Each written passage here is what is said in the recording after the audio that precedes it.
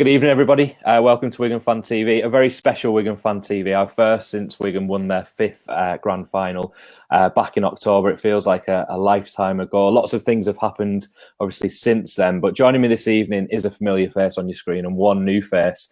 The new face is not only a Wigan fan and a creator of the new Wigan Warriors quiz book. The link is just in the comments down below, which we'll be discussing shortly. But he's also a producer on Mock the Week. Whose Line Is It Anyway? And Big Fat Quiz of the Year. Probably other things as well.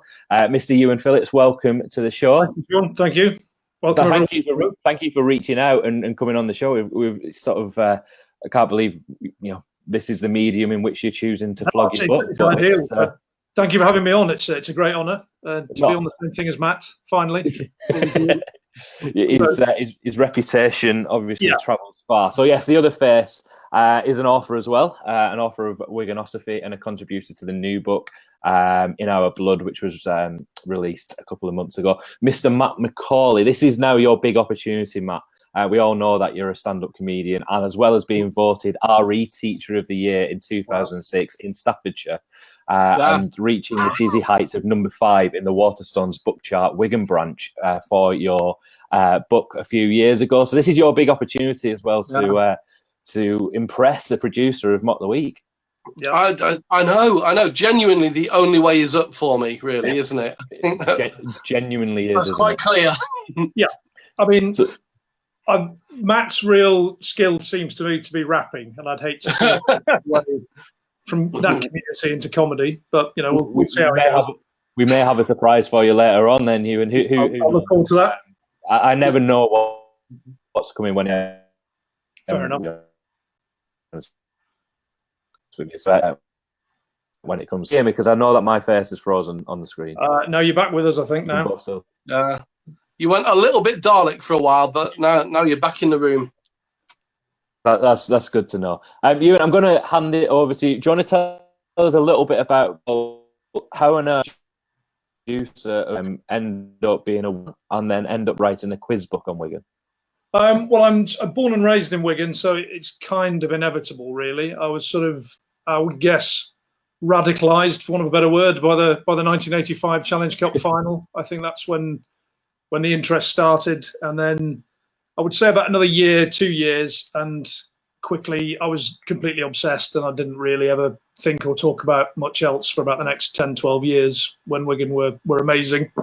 But I've held on to a sort of geeky obsession with Wigan, even though I've been living and working down south for a long time. So I wrote the Wigan Warriors Miscellany a few years ago, and that did quite well, and thought the time was right to try and think of something else to do, sort of past the Southern Rail train journeys that seem to be stuck on. So I decided a quiz book would be a good idea. I thought I'd be able to do that, and contacted Scratching Shed, who are one of rugby league's sort of top publishing places. They do lots of great stuff. And the guys behind the 4020 magazine. 4020, lots of really sort of interesting books about the history of rugby league and life in the north. And they sort of seemed ideal, and they were up for the idea of a Wigan quiz book. So it went from there, and I've kind of spent a lot of time in libraries and in strange corners of the internet and reading every book probably written about Wigan in the last 6 months to try and knock it together. I did know quite a bit of sad, facty stuff beforehand, and a lot of that's in there as well. So hopefully it works.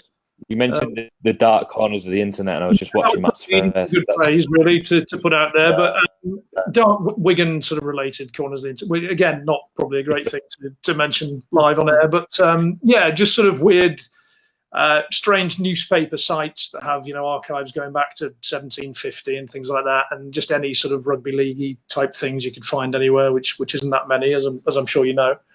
And just seeing what I could come up with, really. I didn't want it to be just all about the great games and the sort of famous tries. I wanted it to be things like the sort of fights, the urban myths, the quirks, the sort of gossip, all that side of things, the sort of fan side of things that people remember, as well as the particular matches, really. That was the aim, anyway. So in terms of the again, I can see my face is frozen on the screen, so I assume that you can still hear. The internet in Durham is a constant. Yeah, it's Durham. I am the one sole user of at the moment they've let me use it for the next half an hour or so. Tell us about the time, like you just mentioned. Obviously, there's a broad range, and it seems like the perfect Christmas present. That's obviously why we've got you on, instead of playing charades and things like that over Christmas. People can be asking Wigan Warriors related questions with stuff from Wigan. I think it's, if you know a Wigan fan, or if you know someone who's interested in the Warriors in any way, it's probably an interesting little stocking filler, I would say. There's all sorts of things there. And if you're a real anorak, I think it'll be a challenge to see how many you can get right. If you're not, you might learn some new things, some interesting facts, maybe. Hopefully, that's the idea. So, well, let's put myself and Matt to the test, and anybody that's watching, if you want to use the comment section as well to answer. Ewan's going to ask us a few questions. I've got some here. Yeah, I haven't got the book with me, but I've prepared earlier some questions from the book. The Mock the Week card, as used by TV's Dara O'Brien. So here we go. Who was the last Wigan player to be sent off? Who was the last Wigan player to get a red card? Any idea? I think it's a trick question. I don't think any Wigan players have ever been fairly red carded. So no, they're always wrongfully red carded. It's true. But the last travesty of justice. You remember when it was? Ben Flower against Warrington away. Very good. Very good. Can you remember? That's very. And we then came back in that game. We did. With 145 men. Something. Okay, so that's one to Sean. Yes, get it in. Gareth Hobbs' sister married which of his Wigan teammates? Well, Matt will know married this. Which of his Wigan teammates? Gareth Hobbs. Did he marry Kevin Brown? Yeah, very good. One apiece. One apiece. In a win over Oldham in 1996, who became the first Wigan player to have a try awarded by video referee? Whoa. 1996. Wasn't Dennis Betts? Any idea, Sean? Chris Radlinski? No, it was Martin Offiah. Oh, wow. Gonna say him next. Well, let's take your first answer. Which Wigan player became the first man in the history of the ITV dating show Take Me Out to complete a perfect round with all 30 lights left on? Oh, the prop that we signed from Salford. Yeah, I'll give you half. Andy Coley. No, not your brother-in-law. God, that's my brother-in-law. It can't be him. No, that makes things very awkward. The guy, he was in the army or something. That's it. He was an ex-Marine, I think. I'll give you half a mark, Sean. I think there it was Jordan Jones. Jordan Jones. Yeah, I would have struggled with that if we were carried on for another half an hour. Who's the only winner of Australia's Dally M medal to have played for Wigan? Brett Kenny. Nope. Amazing he didn't win it. Amazing. Trent Barrett. John Ferguson. Correct. Trent Barrett. Damn. I'll keep going. Give you another couple. Yeah, this is good. Well, it's just tense. It's quite close. It's not that good. No, it's really good. Crowd scenes from Wigan's 1962 Challenge Cup quarter-final at Wakefield were used in which Oscar-nominated film? This Sporting. Oh, well done. Yes, absolutely. No, really right. Yes. You were an extra in that, weren't you, Matt? Shut up. Which Wigan coach was notified of his dismissal via a note tucked under the windscreen of his car? Windscreen wiper, that question was said there. Could have been. Well, didn't Colin Clark left sort of under a cloud? They all did. Alex Murphy, Colin Clark, John Doherty. It was a trick question. It was a trick question. All of them. Yes, it's a weird thing they have in Wigan that they're always notified by windscreen wiper. No, it was. I'll tell you the answer. It was Eric Hughes. Eric Hughes. Hate this quiz. There's lots and lots of people who are sort of getting the answers right and wrong as well in the comments. Christine Holden says Ian Millwood. I don't think Ian Millwood would have been given the sort of the politeness of a note underneath the windscreen. I think it was probably a brick. They set fire to his car, didn't they? Yeah, and then I think he got the message. Yeah, Spencer said Millwood's was a brick. I don't know if that's Cockney rhyming slang or not, but yeah, I think you're right with that. Just winning, is that right? Yeah, I think that's the time that we end the quiz as well. Is that what you want to end up? I could do one more. Tie break question. Okay. Who are the two tallest men to have played for Wigan in the Super League era? Ooh. So that's from 6 onwards. Yeah, I would have said Graham West, but I don't think he played Super League. No. Yeah. He was gone before that. Didn't they bring Graham West back for the lineouts against Bath or something? Yeah, strictly speaking, they did. But he still isn't quite as tall as the two tallest guys. Tall people. I don't know. I'm looking at the comment. I can cheat here because I can see people's comments, but I'm looking at them and I can't even get any inspiration. Oh, Barry John, says Tony Pete. Barry John Mather. No, Barry John Mather didn't play for us in Super League. Otherwise, he would have been one of them. Okay. McDonald. Wayne McDonald. Any ideas on the second one? Tony says Joe Bretherton. No. It was Willie Peters in high heels. No, it wasn't that. Strangely enough, that was just a dream I had. He was a back. I'll give you a clue. Unlikely, he was a back. Somebody, Spencer says Carl Price. He's right. Correct. Yeah, well done, Spencer. Wayne McDonald at 6'7", Carl Price just 6'6". So there you go. The other two. Wow. So I think it's not really decided. I'll go with Matt. I think he's just edged out that. Contentious. Very, very. I like you. Do you know that? I really like you. Very, very contentious. So the book I've put the link in the comments. It's available from Scratch and Shed. It's also available on places like Amazon, and things like that. But if you buy it direct from Scratch and Shed, I think I believe it's in Warriors World tomorrow, I think, and I imagine hopefully it'll be in other town centre bookstores. Hopefully, I can threaten Matt's Waterstones record, maybe. If anybody goes into Waterstones and they see the book chart and they see it creeping up past number 5, please send us a photo. Yeah, that'd be good to know.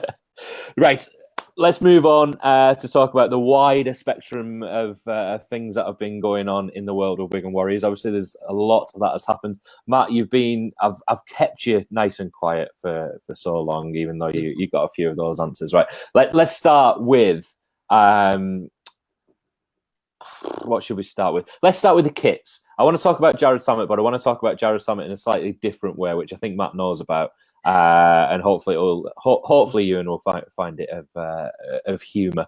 We'll come on to Jared Samet in a second. Kits, yeah. Matt. One of the big things about the kits at this moment in time, one of the big contentious things for some reason seems to be the sponsor. What's your take on the sponsor? I'll just hold up the away shirt. I've got the home shirt on. Big yellow banner in the middle, the away shirt exactly the same. Where's the sponsor again? Show me. Just that little thing in the middle. Just to upset Stuart's mum, which is I'm struggling with my left and right here. But there's Hardacre on the back. That's especially for Stuart's mum. Who does not like Zach Hardacre. Matt, your thoughts on the kits and the sponsor? It seems a strange thing to talk about, but we are Wigan fans. We find things of anything just to perhaps be unhappy and have a moan about. Lots of moaning about the sponsor. Matt, your take on that? We've got a sponsor. It's a sponsor. Someone is paying the club money to have their name on the shirts. For that, we should be grateful. And that's the top and bottom of it. I mean, do we really wear those shirts because they look great? I mean, they do look great. I'm not saying they don't. But we don't kind of make a choice on whether we wear them or not based on what's on the front. We wear them because hashtag it's in our blood. That's, it's just one of those things. And I quite like it. Striking yellow. It's lovely. Yeah, I mean, it seems like it's such a strange thing, doesn't it, to be talking about? And it's such a rugby league thing to be talking about. One, we're critical when we can't get a sponsor, like we couldn't at the start of the 2010 season. We released the kits without sponsors, and then we got Mecca Bingo back. We then complain that the sponsors aren't the highbrow company that we perhaps wanted to, and why Samsung and Fly Emirates aren't knocking on Wigan's door. I'm not sure. I'm not too certain, or a lot of fans aren't. Ewan, your thoughts on that? Like I say, it's such a strange topic. No, I can see why though. I mean, what says rugby league more than high performance functional fluids? Really, And as Matt rightly says, we're not worrying about how it particularly looks on the shirt. I can see people's concerns, but at the moment it seems to be lots of sports are struggling for sponsors and for investment. The Six Nations evens had a massive reduction. Guinness have got them kind of on the cheap. So I think it's just good to be able to get a decent sponsor and a big company, and they seem to be making an effort with sort of little films and trying to involve the fans and the players a little bit from what I've seen this week. So yeah. I think it's positive. I think it's good. They seem a good partner. It could be a lot worse, Absolutely. I've got to say, I've never been entirely comfortable with the gambling sponsorship. Exactly, yes. Doesn't sit well with me. No, I think that's a good point, and there's a lot of issues with that. I think regulation might be coming in on that side of things maybe in the future. So it's probably not a good area to be over reliant on that industry particularly. So I think pretty positive. The shirts look pretty good, I think. I mean, I'm slightly traditional in I always kind of liked it when the home shirt and the away shirt was sort of a bit of a mirror image. One was in blue, red, but I'm an old man, but they look pretty good. I'm sure I'll be buying at least one of them. So fair play. One of the reasons why I brought that up is it just seemed to be when the kits were released or when the sponsorship was released, there seemed to be a lot of negativity around that. And it just seems a strange thing. We've touched on it. The fact that we've got a sponsor means that season ticket prices don't have to increase above what they may already have done or whether they're frozen or not, but it keeps them at a reasonable level. It means that we're still attracting what is, it's like you said, it's fluid. It's a very, very niche market that we're going to have gone down. But I know that I got an email from Chris Radlinski that basically said that this is a bigger deal that Wigan have signed this year than it was in the previous year. So they've achieved more money, which has got to be the objective from the club's point of view. In reality, yes, it does matter who goes on the front of the shirt, but they're paying money to be on the front of the shirt. And I think a lot of people perhaps a little bit upset at the that 188 bet aren't on there. And I know, Matt, you've sort of just touched on the ethical issues of perhaps a betting company. But one of the big things that I think people applauded about 188 bet was, and Carol's just put this comment on there, is just the way that they interacted with fans. And Carol's spot on, and that's exactly the point that I was going to make. They always had competitions every week. But the thing is, we're judging the new sponsor. And I still don't know, is it Preston? Is it Prestone? I don't know necessarily how you pronounce it. Should we go with Preston? Prestone? Prestone, it seems, but Prestone. I mean, that's how niche a company, I guess it is. When we don't. I assumed Tree Stone, before the bladder condition. Okay, but the point that I've just put on there from Carol, I think, is perhaps part of the issue that fans have had with the new sponsor is the fact that they're not 188 bet, but we've not had the opportunity for them to do the kind of initiatives that perhaps they want to do. And I saw somebody on Twitter talking about the fact that these were the sponsors of British Rally over the past few years, and the stuff they were doing for the fans at the rally was really good and perhaps comparable to 188 bet. So it takes time, and we'll judge it. But I think the overriding feeling is we've got to be bloody grateful that we've got a sponsor in what is let's not beat around the bush, a northern sport that's trying not to be a northern sport. Anyway, rant over. Yeah, completely. Next area of conversation is Jared Samet. Now, one thing that I wanted to do, when you first got in touch, and I then sort of realised who you are and sort of what you do as a day job, and the fact that you've worked on Whose Line Is It Anyway, and still one of the greatest television shows. And is it still going strong in America? Whose Line Is It Anyway? Yeah, no, we're out there again in February, did another series. So yeah, it's been going again from about 2013 out there. So yeah, doing pretty well. I mean, it's just sort of a show that should be back on British television, really, shouldn't it? I hear you. I agree. Yeah, maybe one day. Maybe one day. Without sort of taking, this is car crash internet television waiting to happen, by the way. What I thought we could do is, and people please join in the comments, is I want people's thoughts on Jared Samet and from you two as well, but we're going to do it in the form of Whose Line Is It Anyway? Questions. You can only ask a question. Okay. So, Matt, what do you think of Jared Samet? Well, why have I got to go first? There's my question. Why wouldn't you go first? Where do we Wigan fans get our positivity from? Is he what we need? Will he have a haircut?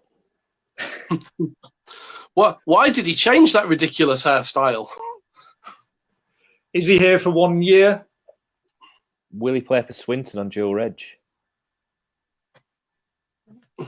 Why? Good. Yeah, I think it might need hats when we play. There we go. Let's stop that. You know, we liven it all up. You know, it's. Yeah, I mean, car crash is what we specialise in. Matt, your thoughts on the signing of Jared Samet? Very left field signing.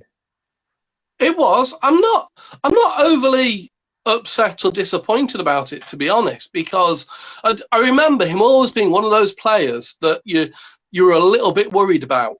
Yeah, because he always seemed to do things, and if he plays in the first team, which I suspect he will, to be honest, I can see him just kind of livening things up a little bit. And what's the problem with that? Yeah, I think he'll be a decent addition. I think. I mean, I don't think anyone's pretending that he's a sort of Brett Kenny. People herring through the turnstiles to see him signing, but those things aren't going to happen really these days. We've got to be realistic. And is he bringing something different to the team? Is he adding something that we perhaps didn't have last year, or certainly won't have this year? I think he probably is, and I'm sure he wasn't on mega wages. I'm sure, Chris and Ian Lenigan saw an opportunity and thought it was very useful and kind of went for it. And I think he'll probably do pretty well. If it's for a year, if it's for 2 years, and Adrian Lamb, I imagine, knows him, can see that he'll, bring something to what he's planning to do. So I'll give him a chance. He seems quite a character as well. I think he'd be good to have around. So I think I've just put Martin's comment on the screen now. That's exactly sums up my thoughts. It could be interesting one way or another. It's guaranteed to be interesting. He's a live wire. And like Matt said, he's a player that even when he was playing at Wakefield or wherever he may have been playing, you were always worried about him if you're on the opposition team. And now the fact that he's on our team, I'm also worried about him, which is kind of the maverick performer that he is. And to be fair, even in the qualifiers, I found myself watching the London games because I wanted to see what Samet could do. And that is exactly what he is. But it was very unfortunate, and we'll perhaps touch on Gareth Widdop in a second. That Gareth Widdop rumour came around a few days before, and Sean Johnson had just been released. So your expectations are sort of unrealistically raised, aren't they, at that point? But we're all in agreement. Give him chance, give him time. Yeah, give him a go. I mean, he's always looked impressive, albeit not necessarily at the sort of top level when he's looked his best. But I think he's. My one worry is that I always remember when Dennis Moran was at London saying, "This guy kills us every time. He's amazing. He always looks brilliant at London," and then it didn't work out for him at Wigan. So there's a historical precedent there. But I think expectation is different, and the team around him is different to how it was for Moran. And I think there's a really good setup, and I think he'll add some experience. He's got a decent kicking game. He'd probably be the goal kicker, I would imagine, quite often. Yeah, certainly when he's on the pitch. I mean, I think the Moran comparison, I saw somebody else make that, and I think the really striking thing about the Moran comparison is Moran came in with a lot of pressure on him. He was not the marquee player, but he was a player that had to perform. Whereas Samet, if he doesn't perform, we've got Luluai, we've got Powell, we've got Shorrocks, we've got Woods. There's a lot of options there. There's no pressure on him. The only pressure, I guess, is internal pressure that he wants to do it. He wants to be able to play at the highest level, doesn't he? But the reason why, when we were playing the sort of car crash game then, that I mentioned Swinton, is, and this is just sort of the scepticism of me, really, is I saw in League Express or League Weekly that Andy Macy, the owner of Swinton, did say that Swinton did try to sign Jared Samet. They would have been interested in signing him. And just this relationship between Wigan and Swinton just makes me, is there something in there? Can he play on dual registration? I know he's Maltese, but does that allow? I'm not sure what the rules are. I know Navarrete played there, but who knows what the rules and regulations are? New camp. Let's talk about the new camp, Matt. First of all, I know you're gutted about this because it's during term time, and the chances of you going the next, well, not a chance in hell. But the fact that a Super League game and the fact that Catalans have been invited by Barcelona and therefore Catalans wanted Wigan, this is incredible for the sport and the club, isn't it? Oh, very much so. Very much so. I mean, it's one of those historical events that people will talk about for years. That going to that stadium and to be part of something that has that kind of political spice about it too. Yes. I think it could be very interesting, and I just wish I was going. There's lots of people in the comments here saying that they're going. Your thoughts on yeah, well, it's an incredible thing. It's one of those things that when it was sort of mooted, you thought, nah, that's not really going to happen, surely. But I mean, just seeing the video that the club put out this week, I know it was of an empty stadium, which is slightly. It was just thrilling to think. Self-fulfilling, I think, is that Wigan will be playing there. Wigan have got a history, as I've found out through researching this book this year, that they're there or thereabouts when history is being made, certainly in British rugby league terms, and it feels right that we should be there, and it's really exciting. I hope. I mean, I'm try and go. I think I'm in the middle of mock the week then, but I might see if I can wheedle my way out there. It's just a really exciting thing. I hope lots of people can go. I think it's going to be quite something. And Sam Tompkins as well. That'll be interesting. It's certainly going to be. Certainly going to be interesting. I mean, one thing that I've just put the comment on that says, still looking for a holiday. I'm now desperate to go. Mike says, well, Mike, you're in luck. We don't have a competition to win to go to Barcelona. We have the next best thing. We have details of how you can go to Barcelona by paying some money.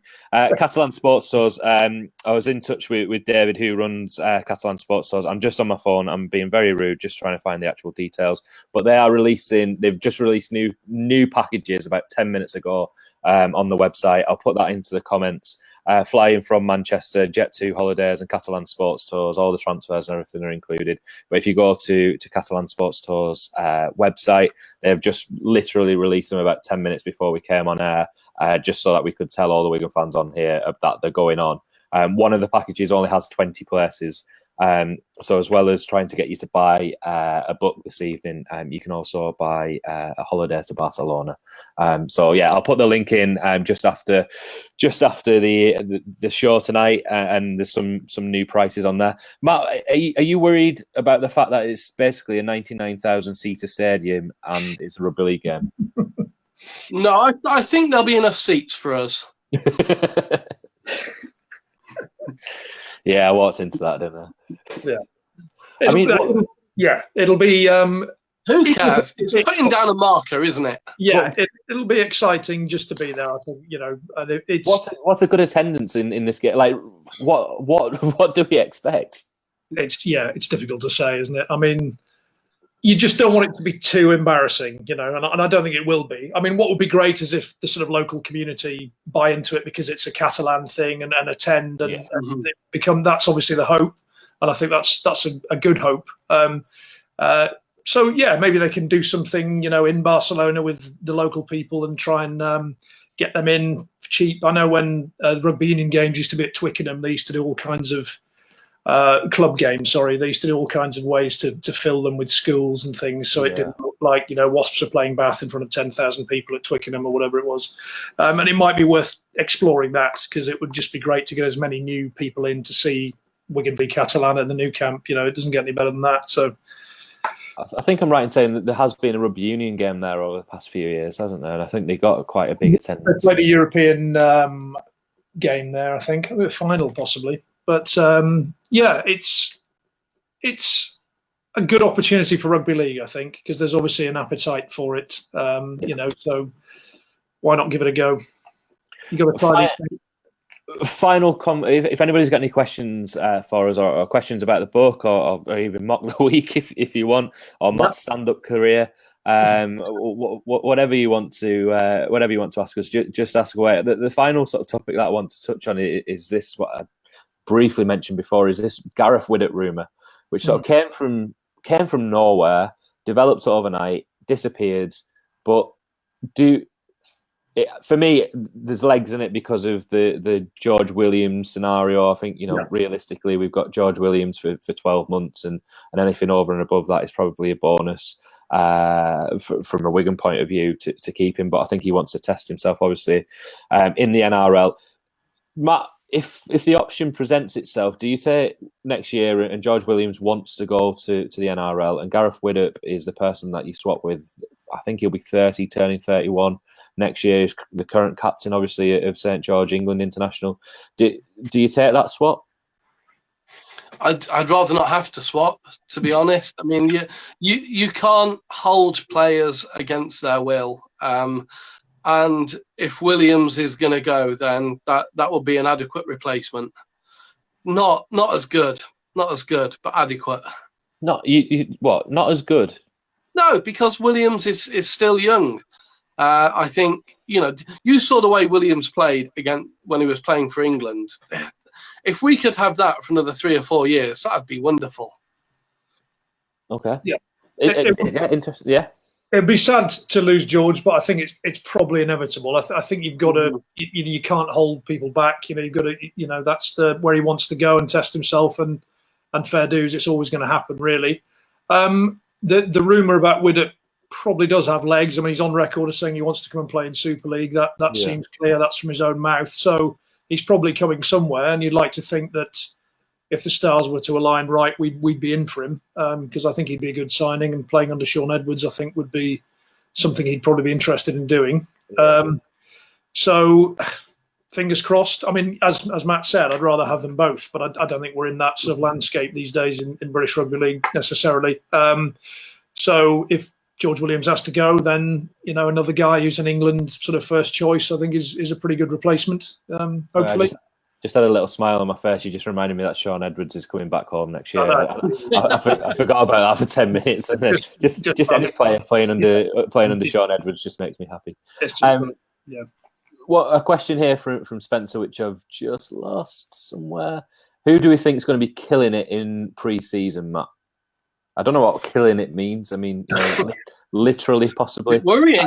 But I guess who you're looking to perhaps stand out in pre-season is probably a way to rephrase that. James offers a suggestion of Dan Sargentson straight away, but your thoughts, Matt? I'd hope that they're all killing it in the hope of impressing a new coach, to be honest. I mean, players like Hankinson, Navarrete, obviously. I mean, I'm hoping that Escaré cements a starting spot. I mean, Escaré is in France killing birds at the moment. If you've seen his Instagram page, I've not seen that. No, and I literally, I mean, like that's going to start some horrendous rumor, like actual flying birds he was killing. Don't want to start some horrible rumor. He killed boars. I'm sure that was something he said when he signed, wasn't he? That he was disappointed at the lack of boar hunting opportunity in Wigan. Maybe he turned up to the boar's head in Standish and got very confused. Yeah, there's plenty there that needs sorting out. But yeah, the pre-season's always quite an exciting time because I can usually get to the game at the in London that they play, which is basically sort of the under-19s, basically. Yeah. And the last few years, people like Sami Kabula and stuff, and Liam Byrne, who looked good 2 years ago, so he's in the first team squad. I think he's going to be very good. Joe Brown, I like the look of. I don't know what his situation is with going out on loan and stuff, but I think he has the look of a sort of next Joe Burgess, so I'll be interested to see how he develops. And Harry Smith, is it the halfbacks look good whenever I've seen him? I think he was the captain of the 19s last year, wasn't he? I mean, the other interesting thing about all of this is the developments at Lee as well. Lee are going to be looking for a lot of loan players. You would have thought they've recruited, but I don't think they've even got 13 yet, have they? So despite recruiting, so there's rumours about the likes of Josh Woods, for example. Josh Woods may be going to Lee on loan, and I think a few of those. But yeah, I'll see you at the Royal Artillery ground if you go there. I've got my train ticket, so I'll be going down there. One question for you before I hand over to Matt, and God knows what, Matt, you have got something prepared, haven't you? I do, as a matter of fact, yes. Yeah, okay. Have you ever been tempted with Mock the Week to sort of get, well, not Mock the Week, but maybe, Big Fat Quiz of the Year or something like that to get rugby league themed things through? I mean, I did series 1 of Big Fat Quiz of the Year. That was it. But I did work for 5 series on They Think It's All Over, which I don't know whether you remember, which was kind of 1990s and early 2000s of a sports panel show. Yeah. And until I'd worked on it, I don't think they'd ever had a rugby league question or a rugby league player on it as a guest. And by the end of it, we'd had quite a few. And then it got cancelled. I don't know whether the 2 things were linked, but yeah, we had a few guests, and we covered quite a couple of Wigan things on it. Where we covered Julian O'Neill setting fire to that young lad in a dolphin suit. I don't know whether you remember that. Yeah. And we did the Jamie Ainsco's tooth in his arm when he got Martin Gleeson's tooth in his arm. We did that. We did a couple of we did a Widnes Warrington story. We had, I think, Jonathan Davis, Scott Gibbs, Martin Afire on the panel, and they'd never had any. I mean, I know all 3 of them played rugby union, but they were all kind of most recently rugby league players at that stage and kind of answered rugby league stuff. So I did very much kind of wade in on that. But I think to their credit, one of the reasons they employed me on that was they thought, well, this is a new area. It's something we get some rugby league stuff on. It could be quite a funny area. Yeah. And it was quite fun having to brief Jonathan Ross on rugby league in those days, because obviously not much sport other than tennis, I think, was in his sort of wheelhouse. So that was always quite an interesting afternoon. But so I definitely did in that. I don't think we've ever got close to putting it on Mock the Week yet. I'm just trying to think of like a theme from where you would take rugby league and Mock the Week. This year, I mean, my personal news space was all about the Tompkins brothers and their night out in Standish for our episode 1, and I did almost sort of try and squeeze that in somewhere, but I thought that would be too indulgent, I think, and also probably not a great thing. But yes, that was the closest to a news story being kind of up there. It was in all the national papers and stuff at the time we were doing our first episode. But I think you've got to be sort of realistic about the rest of the country's news agenda, and that actually, although it seemed like a big deal to me, it probably wasn't across the UK. I think we steered clear of that too, didn't we, Sean? Yeah, absolutely. I mean, yes, absolutely. Absolutely, yeah. I mean, we take sort of the James O'Brien LBC approach to everything that we do on this show, and everything was everything was sort of Brexit related in the 2018 season, and it probably will be in the 2019 season. So first, I need to apologise in advance just about what may happen from Matt. No, I look forward to it. I'll take note. Yeah, take note. He is available for bookings. Do you have a? You got an agent with anyone? No. What? Come again? You got an agent at the minute or anything? No. Just my mum. Yeah, it makes the negotiations easy for you, really, if he hasn't got an agent. Yeah, no, that's great. Yeah, I'm really easy to rip off. Good. Do you have a warm-up act on Mock the Week, like Peter Kay used to be the Parkinson's warm-up? We do, yeah. We had our warm-up men have included in the past. Mickey Flanagan was our warm-up for a couple of years before he actually got on the show himself. So there's a fine pedigree there. So yeah, Matt, I'll be sending the agency papers over later on. Then, okay. Matt, and, I fear I'd probably be more of a kind of cool down kind of man, to be honest. You'll help people leave, will you? Yeah. The end of the night, if you want a clear room, I'm your guy. Always handy. Yeah. So we do have what is called Macaulay's moment. It's nearly Christmas, so let's call it Macaulay's festive moment. What does that say? Does that say Gardenina? All seasons Gardenina. I can't even see it because it's on a massive TV. So Stu, who runs All Seasons Gardening, has ventured out into obviously Spanish or Latin or Italian or some made up language. But All Seasons Gardening in Maryport, that's a really important thing to remember. It's a very specific branch of All Seasons Gardening that sponsor Matt. So he does have sponsorship. Matt, over to you. Okay, well, what I have come over a bit festive, and what I've done is I've sourced this black and white Santa hat, because I feel at this time of year we've got to think of those less fortunate than ourselves, and of course Widnes have just been relegated, so really I'm wearing this for them.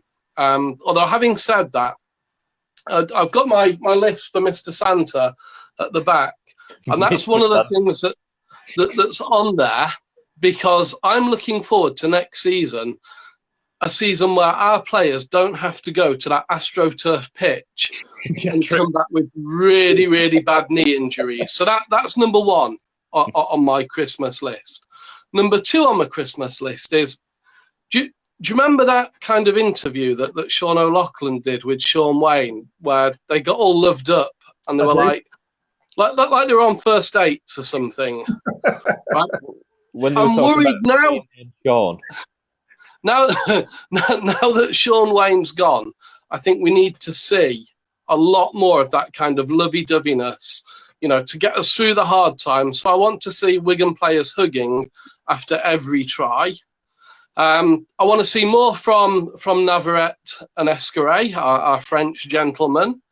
I want to see Adrian Lamb delivering some really clever speeches to the press with kind of the low guile and cunning of a halfback, because I've missed that. Beating the Roosters.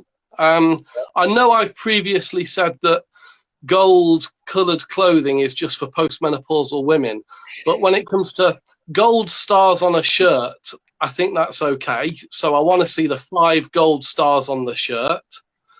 I want to see Williams staying.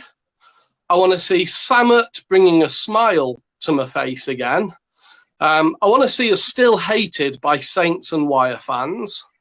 I want to see more Wigan fans dancing on the terraces.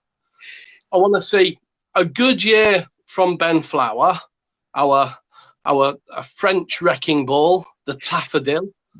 I want to see, we talked about shirts earlier on, right? Yeah. When was the last time that they had piping on? I want to see shirts with really good piping.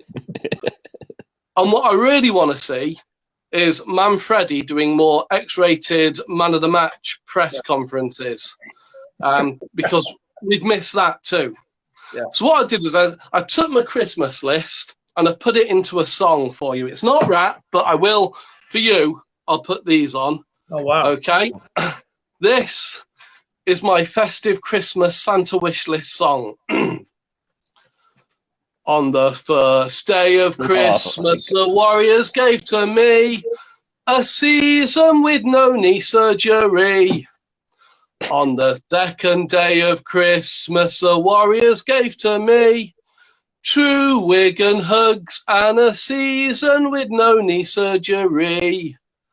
On the third day of Christmas, the Warriors gave to me the French gents, 2 true Wigan hugs and a season with no surgery.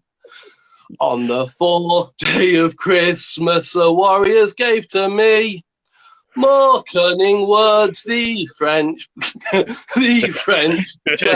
I'm trying. True Wigan hugs and a season with no knee surgery. You can join in whenever you like, I mean, I'm just thinking. Day of Christmas, the Warriors gave to me 5 gold stars, more cunning words, the French gents, true Wigan hugs, and a season with no knee surgery.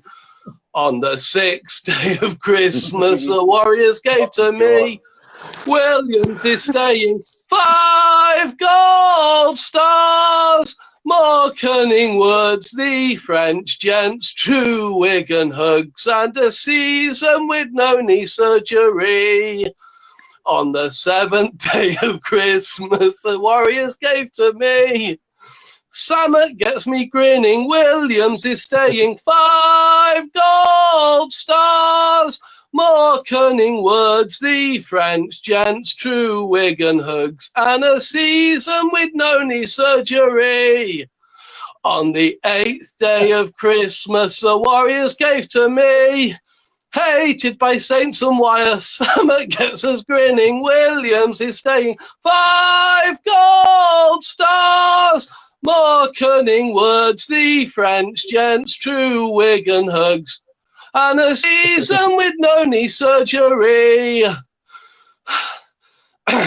On the 9th day of Christmas, the Warriors gave to me Wigan fans all dancing, hated by Saints and Wire. Sammer gets us screaming. Williams is staying. 5 gold stars. More cunning words, the French gents. True Wigan hugs and a season with no knee surgery on the 10th day Matt, of... you carry on. Right, I've just found a button that mutes Matt. You carry on singing, Matt. You keep singing. Oh, it stops. There we go. Extraordinary. Extraordinary. I mean, yeah. I've never seen anything quite like that. Incredible. No, neither have I. And I've got a little counter that tells me how many viewers. I've never seen a counter go down so fast. Yes! It was spectacular. Spencer says it's 6 stars now. You've taken that long to get through your song. Did I miss one? It's all right. David Bailey, who's normally on the show, who's behind everything, still hasn't seen the 1987 game yet. Matt, I think. Thank you. I think in the new year, I'm going to suggest wraps. And the time limit is what we go for in the future. In rehearsal, I did it faster. That's extraordinary. Carol says Reese has just shouted "shut up" from his bedroom. So yeah, thanks, Reese. well done, Matt. And Spencer says you've also taken that long that Ben Flower's now retired.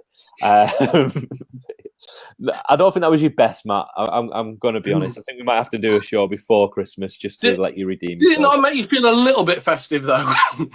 Well, Phillips still going. I think this is the second time he's put on there in a season with no knee surgery.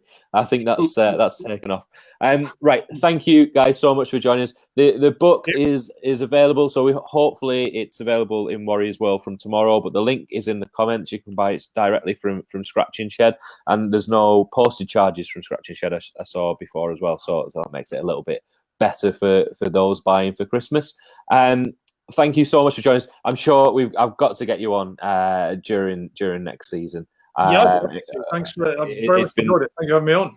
No, it's been really good having a different voice and a different insight into all things Wigan, and to see you infiltrating national television with rugby league is always good as well. Yeah. All right, thank you very much, guys. Thanks everybody for watching, and I'm sure we'll be back with a show just before the new year. Thank you very much.